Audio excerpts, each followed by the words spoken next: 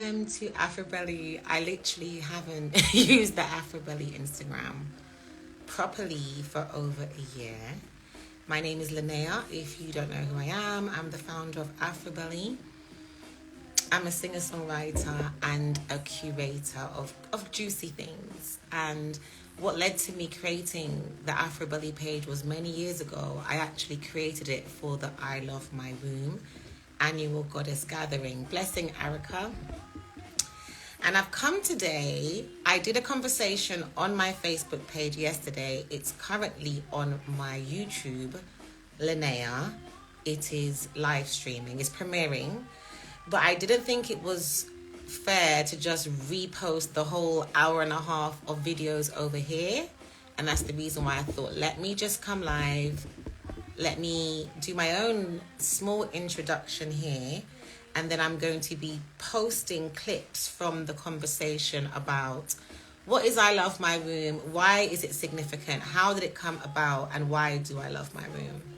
So we'll just start there. So 8 years ago, blessings, Dee Dee. How are you doing? Dee Dee says, hey sis. Hey! Thank you for joining me. I feel like out of practice when it comes to all lives, but especially Instagram. I'm like, okay, you need to get into this a bit more, you know? So I did say in my premiere yesterday what led to me starting I Love My Womb. So for those who don't know, I Love My Womb is an annual all-female goddess gathering. It happens every International Women's Month.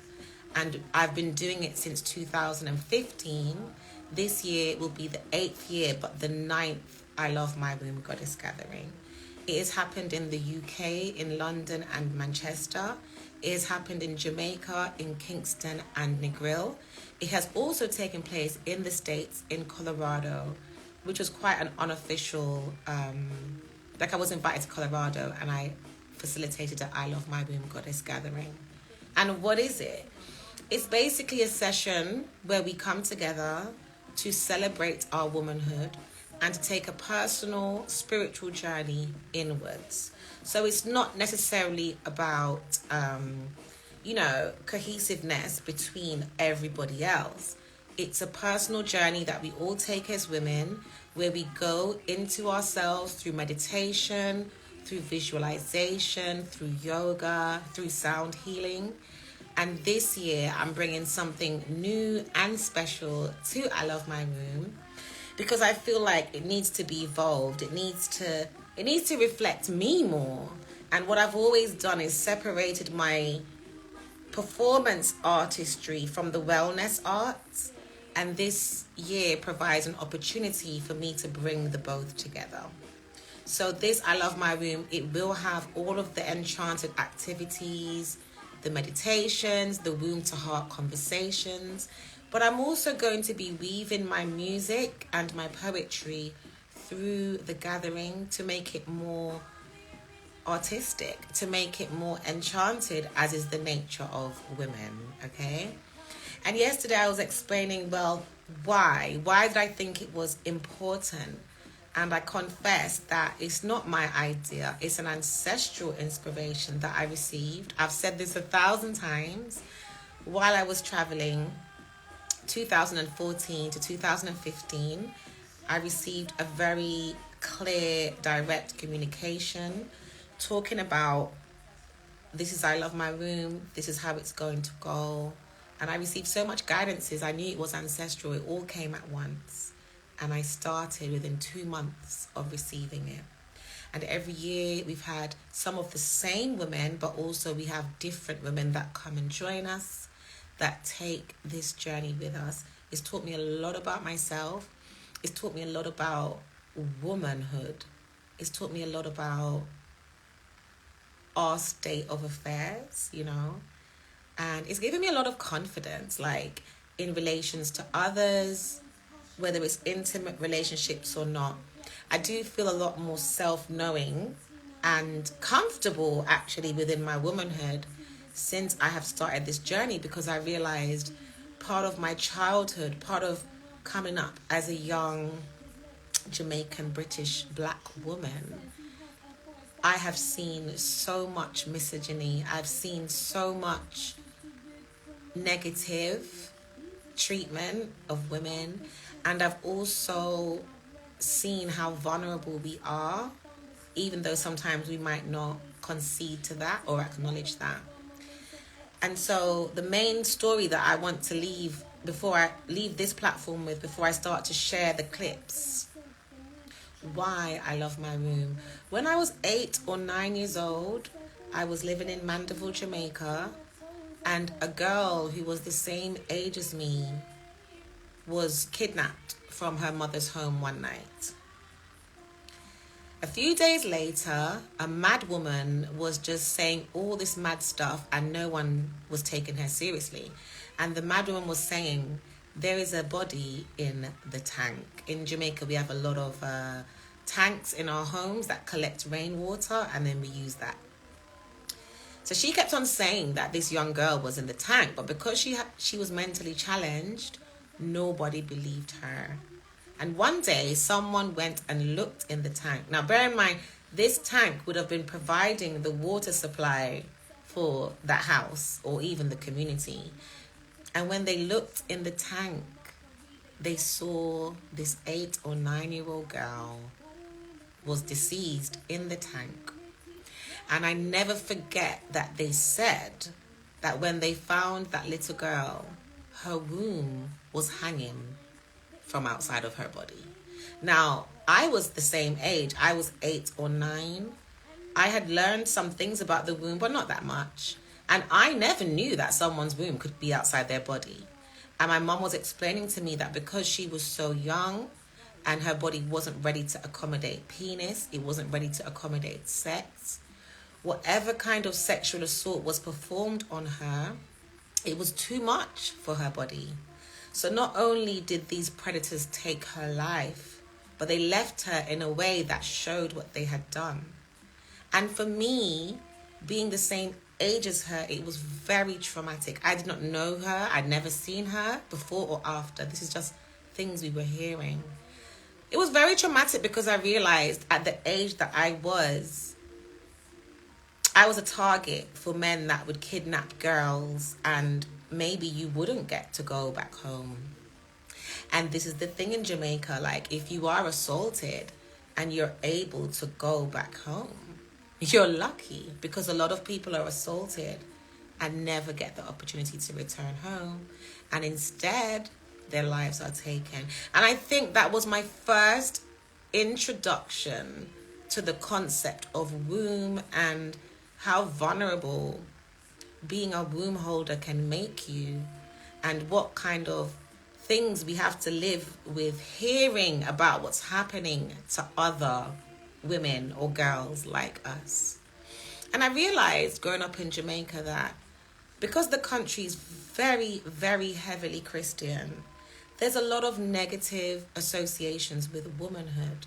And one of the most dangerous associations that are linked to womanhood in Jamaica is the idea that women are the daughters of Eve, and that because Eve committed, allegedly, this great sin, because Eve allegedly brought sin into the world, because Eve, was tempted, that there's something devilish about women. And that does come across very strongly in Jamaican culture. I also spoke yesterday about the menstrual cycle and how growing up in Jamaica, women were scorned. They scorned themselves. They were scorned by others. The idea of having a menstrual cycle is almost like it means you're nasty. And I used to see these things growing up, and I used to think, this is crazy. And don't ask me how I knew, but I know that I'm connected to something more ancient before this messy kind of stuff turned up. Do you get it? That's how I feel, because I just felt as a child, these things that you're saying about women's periods, the way how you're classing women because they're daughters of this Eve, it's wrong. It's not true. And on the back of that, there's a lot of there's a lot of weird treatment of women in Jamaica. I'm not saying that women are just by default treated badly. That's not true. But there are a lot of unacceptable things happening. There are a lot of children who never make it home. Every year, there are a lot of girls who never make it home. Of all ages, children and adults. And so I always just felt my womanhood is something that I want to protect and revere. I don't want to be insulted because I'm a woman and because I have a menstrual cycle. For some cultures, the idea itself is bizarre, that you would be scorned because of a natural human process that women go through, right? So when I received this inspiration, I was a mother myself. I am a mother of a beautiful, beautiful daughter. And it just felt very appropriate to say, this is the time. I also found that I had recently become a yoga teacher. And I found my yoga teacher to be very misogynistic. There were just all these double standards. And I'm not one of the women that think men and women are equal, actually. I don't. We're not equal. Do you get what I'm saying? We're not equal. We clearly have different functions and different roles. But I think we can be at one within that, you know. So developing I Love My Womb, taking this journey for the past 8 years. This year is the 9th year. It has been a reverence to womanhood, but it's also to try and create some more understanding within women and within men, so we can not scorn each other. So your man doesn't have to scorn you when you're on your period. He can love on you, and just taking that shit is bullshit, basically. Blessings, Sean Powers. What's up, darling? Blessings. Yes, it's balance. It's not... I'm not anti-men. I love... right? I love men. I don't think saying I love my womb means I don't love men. I want men to love on themselves. I want men to love on their manhood and appreciate themselves for the men that they are. And I want women to do the same. And I want us to do it for each other. Because we're not in competition. How can a woman compete with a man? And how can a man compete with a woman? That isn't me. That doesn't even make any sense. And so that is the root of why I created I Love My Womb. I feel like we needed it. We needed some time and space. It isn't a speakeasy. We don't sit down and speak about every aspect of womanhood, but we do go inwards, and we will have conversations this year.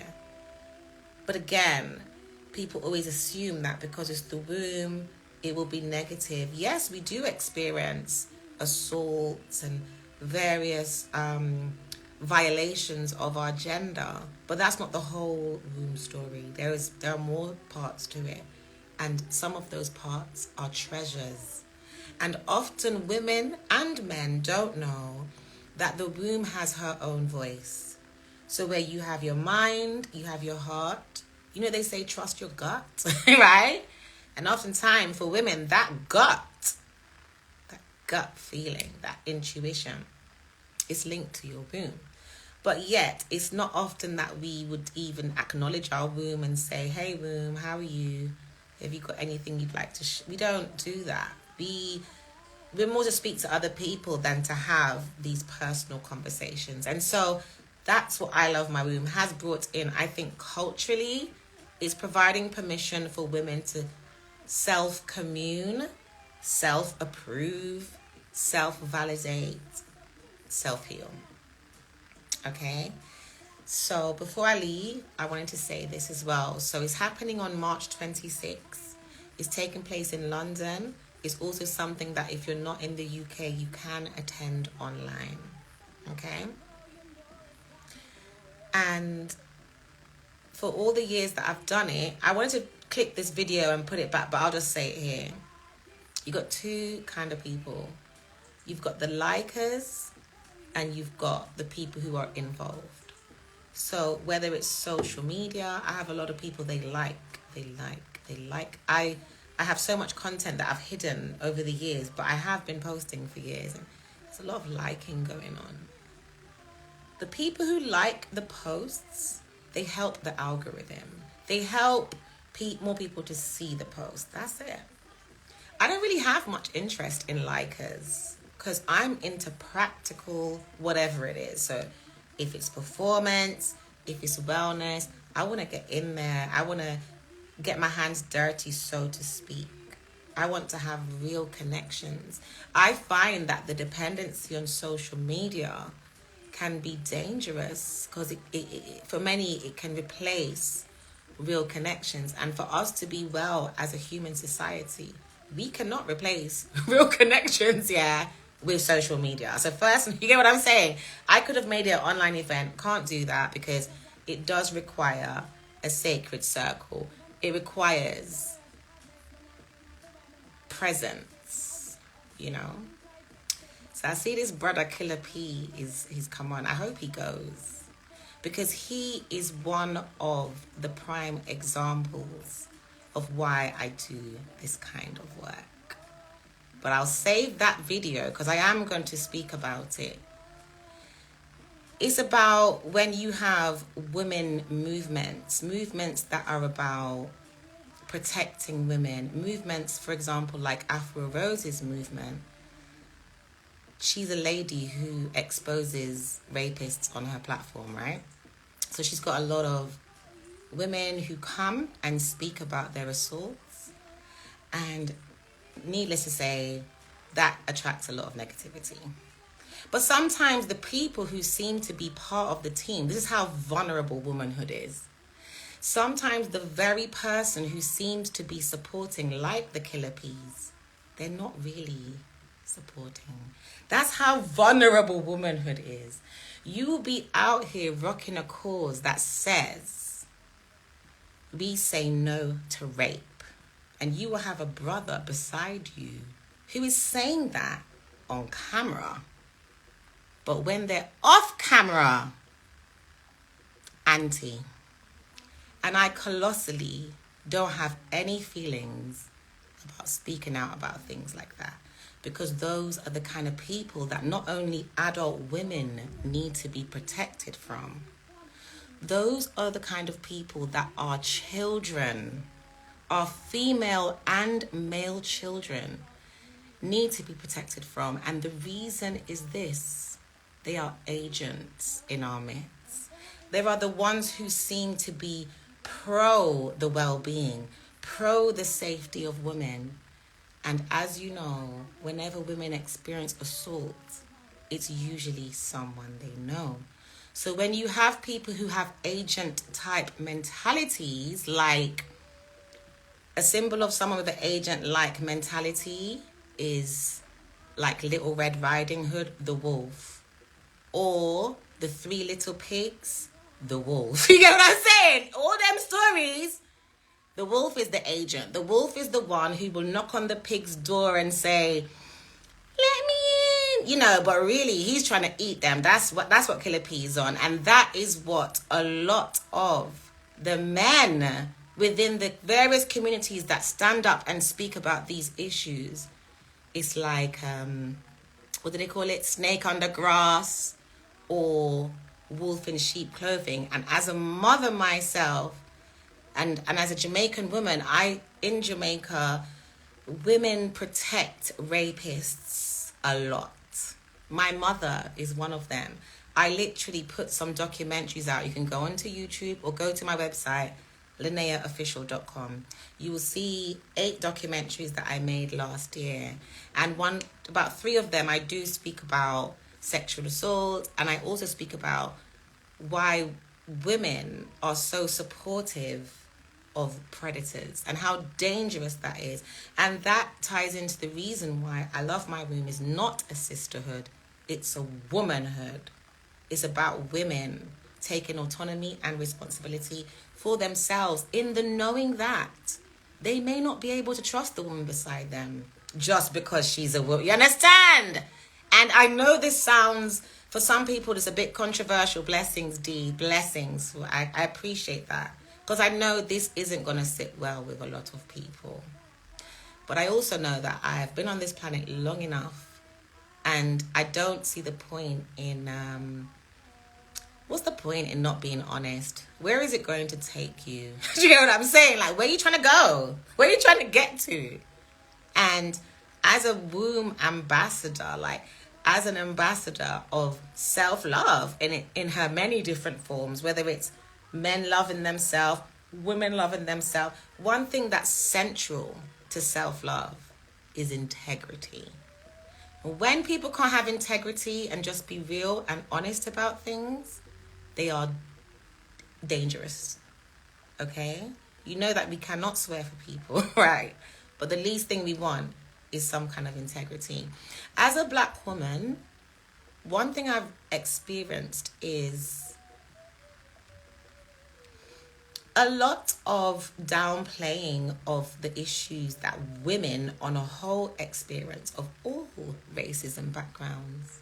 I find that many of the men in my community just want us to shut up and put up, whether it's domestic violence, whether it's sexual violence, emotional violence, narcissism, which is a big one, right? Because for the past 8 years, just me doing divination and astrology, etc., there's been a lot of people that have come forward with narcissistic relationships that they need to free themselves from. I found that speaking up as a woman that comes from a very toxic culture, it can make the men think that they're being pinpointed as opposed to the culture. And so you have two responses. One is total denial. Well, three. One is support and love. One is total denial. And the third response is to pretend to be in support. But behind closed doors, it's all the daggers, it's all the machetes, it's all the knives, you know. So I'm glad he came on, and I'm glad I said that, because I thought I'd blocked him, but I'm not really playing games, you know, with anyone at any time. Yeah, we're not doing that. Because when it comes to it, as I said, there is a vulnerability around being a woman, even if we often don't experience it, if we don't want to acknowledge it. It's not a shameful thing. It's a part of how we were created. But it doesn't mean that we should relinquish our boundaries. We should relinquish the power that we do have. And it definitely doesn't mean that we should stop expressing ourselves. Now, for me, I Love My Womb isn't there to address any of these issues in isolation. I Love My Womb is not an activism movement. It's a self-love movement. I'm going to love myself in spite of what I've experienced. I'm going to love myself because of what I've experienced. I'm going to love myself through it all, every menstrual period I've had. If I've had a miscarriage, anything, I'm going to love myself through it. Some of us were late starters. We didn't start having relationships till quite late. There was a lot of insecurity. Some of us, we started early. There's many different journeys that women can take. And this isn't about saying this was right and you were wrong and that lifestyle is good. And that's not my concern. I literally am more concerned with people feeling comfortable in their skin. And the reason is because I spent a lot of years before not feeling comfortable in my own skin and not even being clear that I wasn't comfortable. Do you get what I'm saying? And when I started to feel comfortable in my own skin, I'm like, oh, so you were just grossly uncomfortable. Blessings to my cousin. My beautiful cousin, a different individual. She's a young woman. Do you get what I'm saying? She's 18. I got to speak up. I've got young women in my family that need representations of how we woman. I've got young women in my family that need representations of how we stand up for what's right, regardless and in spite of and because. You get what I'm saying? I am not like fresh out of school. I'm literally guiding younger people. I spent years guiding clients, you know. And then since last year, I was like, I need to focus on my family. I need to focus on the people that I'm literally ancestrally indebted to, you know. So I do support, but I tend not to be like, if I support someone, I'm not going to be there every day. I'm not going to march with you every day. I can't do that because I have my own things to do. What I realized is that the reason why sometimes women don't want to come together to do certain things is because they've had abrasive experiences, not necessarily of men. Sometimes these experiences that they've had are of each other. Some women find other women to be very disloyal. Some women have experienced very traumatic experiences with women. So when you start talking about loving your womb and sisterhood, they're like, do you know what some women have put me through? That's why the emphasis for me has not been sisterhood. Because at the end of the day, when we all come off this live tonight, we all have to go to bed with our own thoughts and feelings. We have to deal with our minds. We have to deal with our hearts. And having a sisterhood it's neither here nor there. We have to take care of ourselves. And when we feel balanced, when we feel connected to ourselves, when we feel at peace, then we can develop similar relationships with those around. But if we're feeling warful all the time and angry and fighting, what kind of sisterhood are we going to be able to offer to the other? So I love my womb. It's not about that. Because oftentimes, and I'm saying this because I know women need to hear me say this, because you want to be acknowledged as well. And you know, many of you women, that you've had abrasive experiences with women. And just because someone is a woman doesn't mean they wish you well, doesn't mean they're your friend. So the idea that it's men that make women vulnerable and women don't make other women vulnerable is just not true. We are a vulnerable species and anyone can make us vulnerable, ourselves or men. And we have to be clear about that so we can protect ourselves properly. We need to have no illusions. I even said on my live stream yesterday, try not to repeat the same conversation because I do want to share some of it, but if this is the introduction of I Love My Womb, I have to touch on certain things. Black, white, purple, or blue. Man, woman, girl, or boy. There is good and corruption across humanity. I wish I could choose one of those boxes and look at this little child. I wish I could choose one of those boxes and say, if you're a woman, perfect, I can trust you. Or if you're a man, or if you're black, or if you're white, whatever the case is. But the truth is, I can't do that. I know regardless of how someone looks, you could look just like me. You could have the same gender. You could be a different race, same gender. Nothing pre-qualifies you as good. And how did I learn that? I learned that through experience. I think I did initially believe certain things. Like I thought, like I thought to myself, black people are a safe place, or women are a safe place, or whatever the thing is. And it's just not true. I can tell you as a diviner, as a yoga teacher, you know what I'm saying?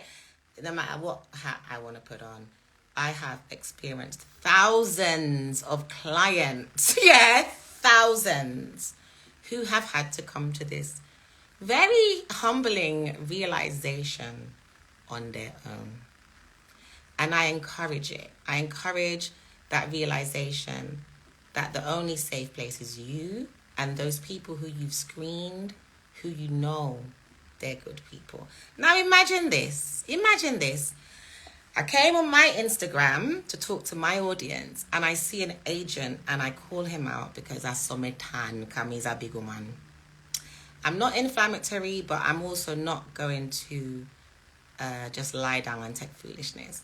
And before the man take away himself, let me speak English. Before he take away himself, he wants to stay on my live listen and say, I'm going to talk about you on Sunday. I don't care. I don't watch that guy's content. He is an agent. An agent means you are a wolf in sheep's clothing. And when it comes to women's issues, that is one of the most scariest things that someone can be. Do you get what I'm saying? A wolf in sheep's clothing. Anyone who wants to make content about me, go ahead, because I know that speaking of me is going to elevate your work, and I wish you guys well. You know what I'm saying? That's it. So as I said, with this I love my room, it's not what do I want to say? We're not being good to make other people feel uncomfortable or comfortable. We're not saying what other people want to hear so they are comfortable. Yeah? We're being true to ourselves. And the reason why we're doing that is because we have to go to sleep with our thoughts. We are responsible for our healing and our wellness. And if we don't take that responsibility, we can't blame the other. Do you get what I'm saying? Like, oh, you did this to me. No, it's very much the focus is on self. I've been teaching yoga for 9 years. When I came into the I love my room area of my life, I was known as a musician. Okay. Yeah, I had just been a yoga teacher for like 7 months. I was known as a musician primarily. I thought that the women in the wellness world at the time would be receptive to me because what I'm doing is for good. But I didn't realize that some people felt like they had a monopoly on the wellness industry, which is an industry.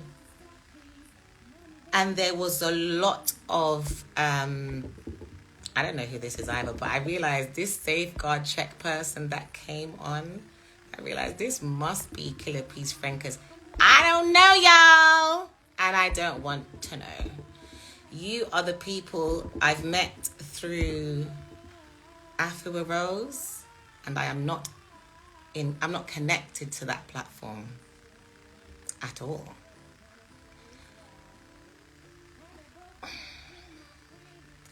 I want to give you an example of something. Blessings AWJT, I spoke to your husband about this today. Because I'm glad this has happened because y'all giving me the points that I want to make. So I have been on my Facebook page. Please follow me. It's Linnea Heru. I have been primarily sharing music. Okay? My music of other people that I like, and also videos of people dancing, all of that. I blocked that person. They're looking company. They need to go and find real life company. Remember I told you, social media and real relationships, there needs to be a bridge. You get what I'm saying? There needs to be a bridge.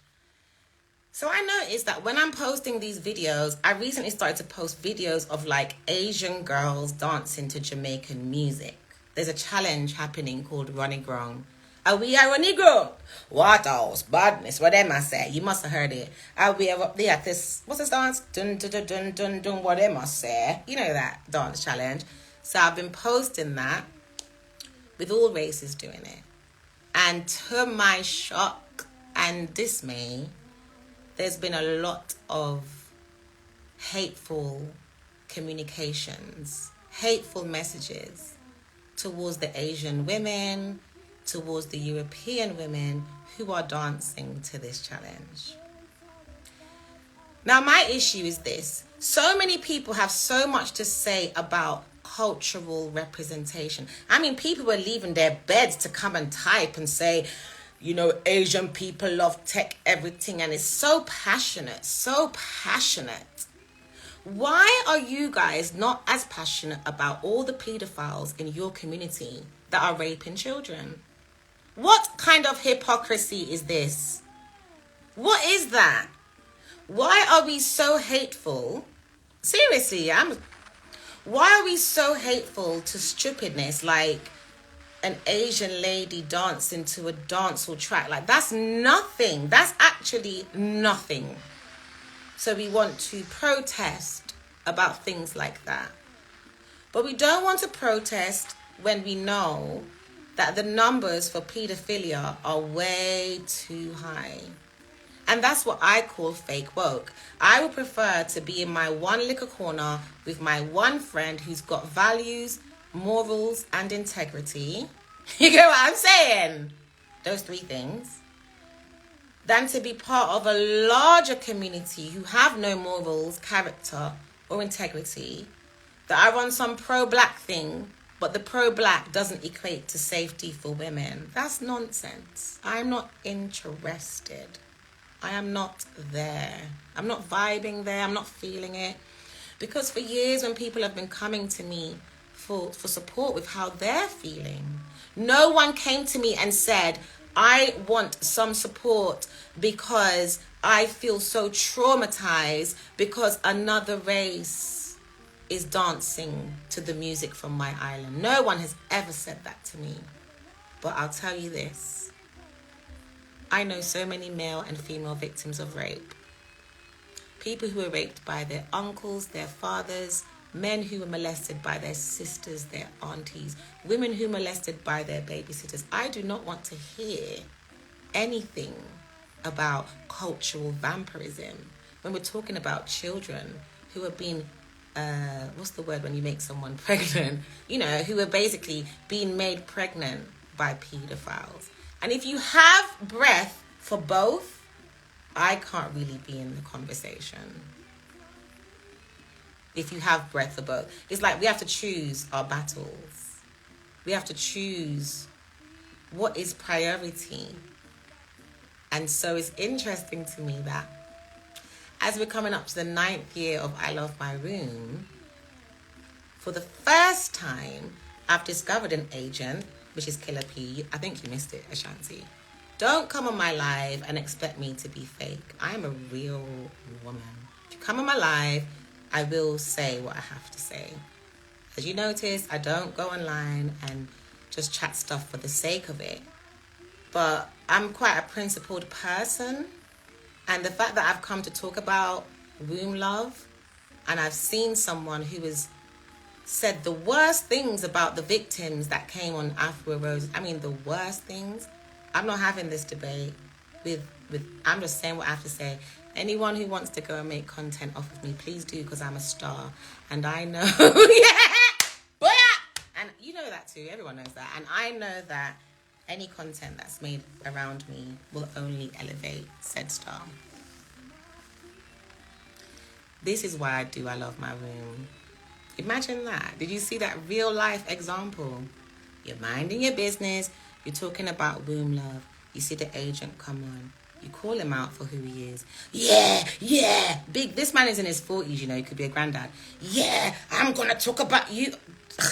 You can cleanse your mouth by speaking about me. Because at the end of the day, practicality always trumps. I don't want to make content to speak about people. I facilitate many different ways for people to feel better. And that's my priority. Even like my music, for example, when I do live shows, people cry. I start toning. People will cry. Men will cry. It's coming from the heart. It's going into their heart. And no one has to second guess the person beside them. And there's a perfect way to round up. There's no need to apologize for standing up for your womanhood, for standing up for what's true, and for standing up for what's right. If you need to apologize for these things, you're not in the right company. If I have to apologize for why I want to revere my womanhood, if I have to apologize for why I want to speak on the vulnerabilities and even highlighting those people who make others vulnerable, if I have to apologize for that, what do I have for me? You know, what do we have for ourselves? And this isn't gender. Like, even men, if they have to apologize for their virtuous works that speak for themselves as well. See, some people just showing up recently, last few years, They're running campaigns. It's very angry. It's very toxic. I can say from experience, last year I launched my campaign. And in that campaign, I named a rapist. And I asked if anyone had been assaulted by said guy to come forward. And several women came forward. And I made 3 documentaries about it. And I have 1 more to put out. Given the fact that I'm doing those things, I don't need to walk around angry and toxic. I don't need to walk around acting like I'm a man and dressed a certain way to purvey a vision of being a soldier or... Oh no. For me, to be able to actually deal with a cause properly, I can't lose my peace. I cannot lose my sleep. You get what I'm saying? I can't lose my cute up. You get what I'm saying? I have to know that there's a time to be militant, and then that time has to come to an end, because I'm a woman and I have to come back to myself. I have to sit back and say, it's just so good being alive. I can't always be in battle mode, because if I'm always in battle mode, I am toxic. If I am always in battle mode, I've got a problem. You get what I'm saying? Just as we inhale, we exhale. If I get up after doing years of wellness classes and then for the next 3 years, I'm just on a mad thing, everyone's going to be like, hold on. But if I can allow myself to fight when needed and put my weapons down at the end, that's integrity. And unfortunately, so many people don't even know what integrity means in 2023. And I was saying on my live yesterday, I Love My Room attracts women of integrity. It attracts women who think, and it attracts women who feel. It attracts critical thinkers. Do you get what I'm saying? It attracts women who will sit down, look at certain things in their lives or in society, and make critical decisions. It doesn't necessarily attract people who are just on trend. It's not an on trend thing. Do you get what I'm saying? It attracts women who have consciously trying to develop their character. So where I put in the advertising, I Love My Room is for all women, I realize that's not actually even true. You get what I'm saying? It's not for all women. It's for certain kinds of women. And for the most part, it attracts certain kinds of women. Women who want to fight from morning till night do not want to sit and meditate. Do you understand? Women who want to be on the battlefield, who want to be seen all the time, do not want to meditate, because they don't want to come into peace.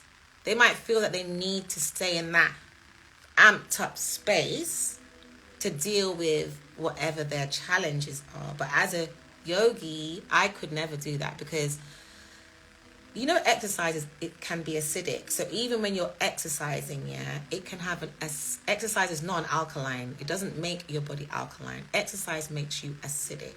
So for that reason, you're not supposed to exercise every day. You get me? You have to have days we're not exercising, because we have to balance what has that exercise generated in the body with the opposite. You need relaxation, you need peace, you need something alkaline, activities to cultivate balance in your body. Some people don't know that. Do you get what I'm saying? So they were like, let me go gym every day. No, you do a much better job for yourself if you didn't go to the gym every day and you gave yourself at least 1 or 2 days to just chill, look up at the sky and breathe. And that will complement that more intense, dynamic aspect of your exercise. It's the same for life. You can't always be in that revved up space. You know, unless you're trying to burn out early. It's about the balance. Yes, she can be the warrior and she can be the nurturer. She tends to move from one to the other. Do you get what I'm saying? As opposed to, I'm just a nurturer warrior. Because how are you going to do that? Sometimes you just need to be soft. Sometimes the children just needs a pat on the back. There's no warrior to that. It's just sweet up. And so this is kind of where I found in the last year, I Love My Room has become even more special to me because I have literally been supporting women with their issues without sharing my own. I never explained why I was a yoga teacher, why I was so interested in facilitating healing. I never explained anything. And in the last year, I put out my documentaries. I showed what my own life journey has been like, some of it, not all of it, to give context to my why. Why is this even important to me? It's clearly not making me a millionaire. Do you get what I'm saying? What is it? What is it? Well, one, it was an ancestral inspiration, and I wanted to be obedient. It's my ancestors that told me, do this. And every year I have seen why. And last year when I became much more militant and started to put out my documentaries about sexual assault, I understood more than ever why I love my room. What would be the opposite? Fighting? No. Restoration, regeneration, taking wherever you are in life, acknowledging it, accepting it, embracing it, so that the tension, the restrictions can dissipate and you can be easy, you can be at peace. People oftentimes downplay the importance of being at peace. But what kind of health are you going to have if you're not at peace? How will you be truly fulfilled by whatever you're doing in your life if you don't know peace? Do you see what I mean? So sometimes just a meditation or going for a walk, slowing down, coming off social media, having a bath. There's so many ways to conjure even, to bring up this vibration that, okay, you know? So that's what I hope to share. And as I said, this year there is this marriage between my wellness arts and my creative arts.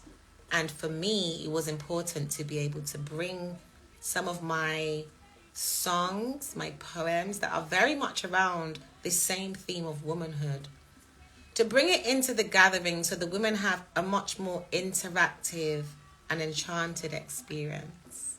Which for me, I'm thinking, how much more enchanted can it be? Because it's already quite an enchanted experience. But it's going to be even more enchanted. So lastly, I did mention this yesterday as well. It's the crying. Sometimes I want to do an event that's just for crying. I've seen it done before, like the wailing wall for women, but I haven't got there yet. But within I Love My Room, we do have crying. Usually even in my yoga classes, we have crying. But because I Love My Room is so personal, people can cry tears of joy, tears about their babies, tears about their dreams. People can cry tears of relief or tears of grief or tears of trauma. Not everyone, but it's fair. I've never done an I Love My Room where I haven't said in advance, this may make you cry. You might feel like crying. If you do feel like crying, please cry. If you see the woman beside you or behind you crying, please do not interfere. Don't hug her. Don't tell her it's okay. Just leave her be. That's like one of the most powerful things I've experienced in this I Love My Room journey. It's just me knowing to tell everyone, if you see someone crying, just let them cry, okay? You don't know why they're crying. They need space to be themselves. Don't try and wrap it up. Don't try and make it better. Focus on yourself, okay? And then at the end of the session, women will come and tell me, this is why I was crying. And it's all sorts of stuff. It's never always something negative like how it's all sorts of things. All sorts of tears can be shed. And people don't leave down. So even if it was something painful, the crying is like a way of releasing that thing. So you can just be on a nice vibration. Do you get what I'm saying? Be back in your zen. Be in your alignment and feel comfortable with yourself. So, yeah, that's my introduction. I will be, because yesterday, I'm going to be honest, yesterday when I went on Facebook to do the introduction, it was an hour and a half long. And I've intentionally covered some of the topics, but I've not covered some, because I am going to be sharing some of the clips. If you want to watch the full video, it is on Facebook and it's presently being premiered on my Linnea channel on YouTube. But I do think I'm going to put it on my Afro Belly channel, so you'll see it. There's lots of little juicy tidbits that I touch on, which are men were listening, women were listening. It wasn't just, you get what I'm saying? It wasn't just women. And I thought that was important because we have relationships with men. We raise our children with them. We're friends with them. So why do we need to have this kind of conversation and not have them there when we want them to support us and we want to support them? And it was really nice. The feedback from the guys was really, really positive, mainly because none of them were called out as agents like today. But hey, what can you do? You can't win every battle, but you should choose which ones are worth it.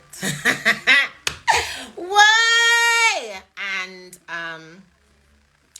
you know, it's just so typical that I call someone out for being an agent and they think that they can respond by arguing with me on my page and then telling me that they're going on Sunday to make content.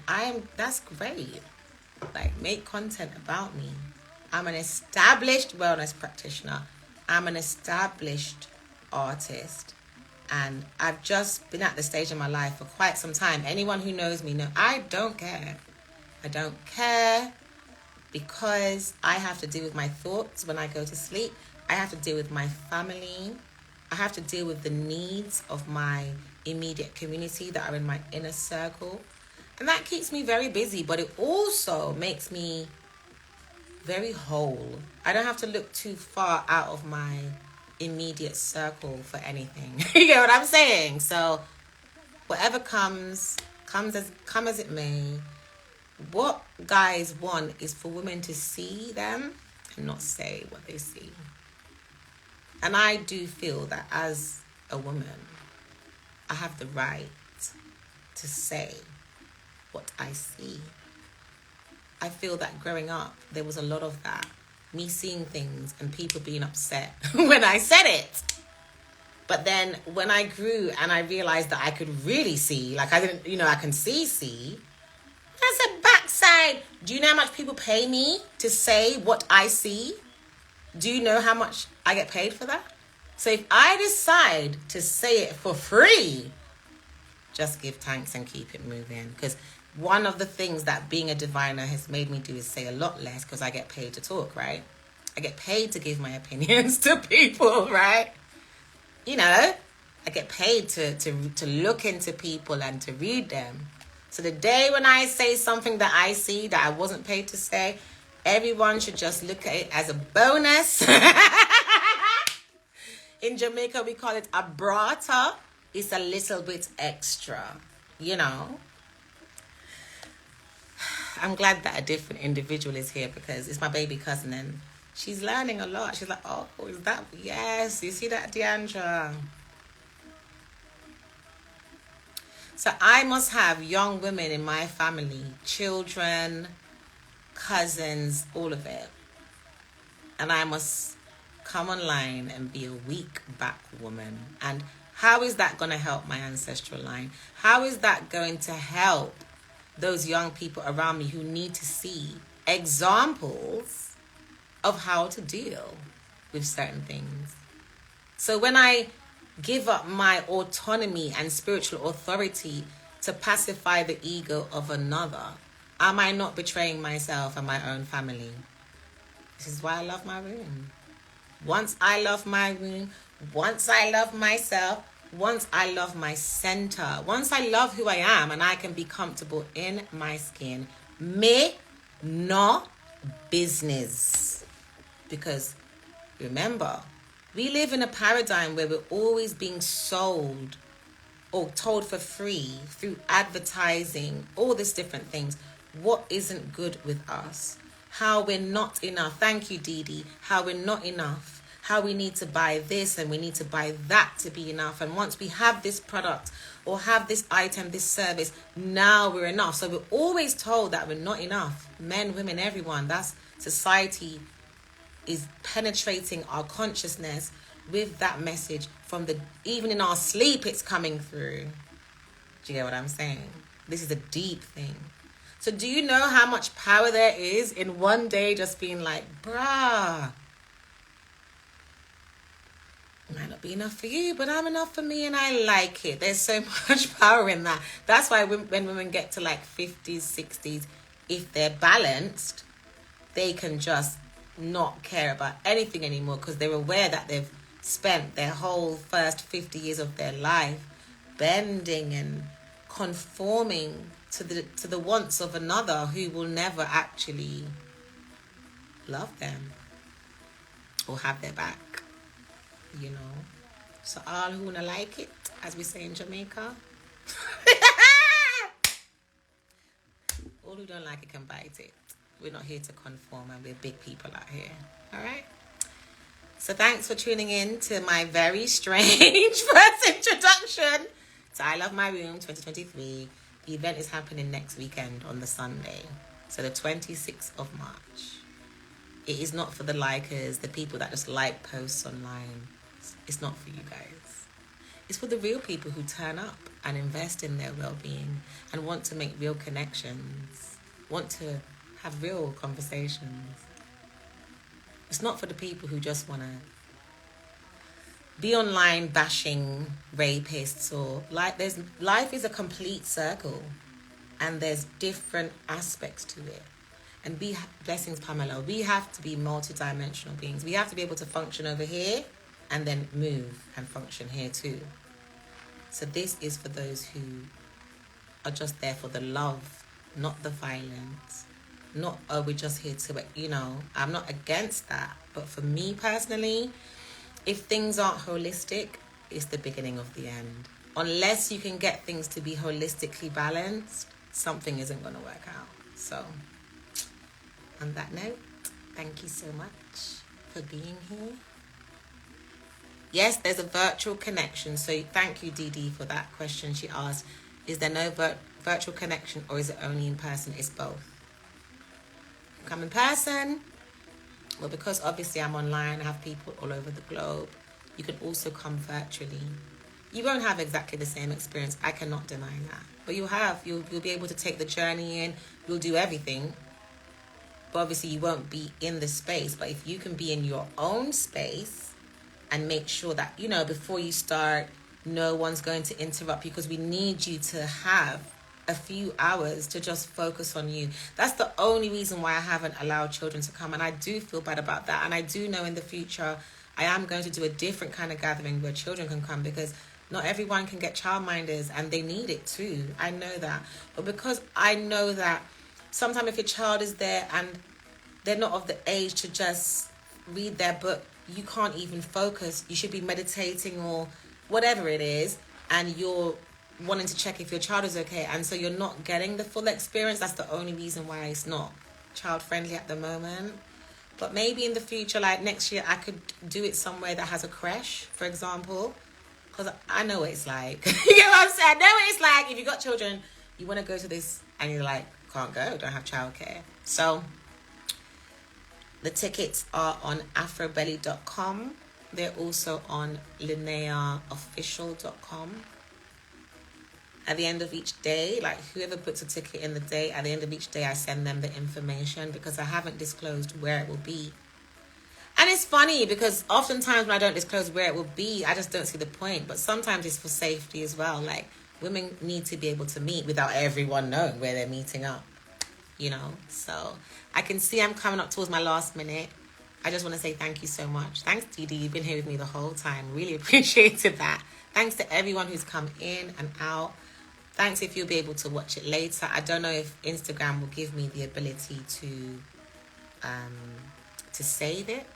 But I will announce when I'm coming back. I would say from now, I'll be back on Friday evening at 8 p.m. So if you want to tune into part 2, join me here at 8 p.m. and head over to Linnea on YouTube. You can see the whole video from yesterday. It was very, very great. I just want to wish you all the best. I hope you have a peaceful rest when you do rest tonight. Whatever time zone you are in, please enjoy the rest of your day, the rest of your week, the rest of your month, and take care of yourselves and your loved ones, all right? Stay real, people. Stay real.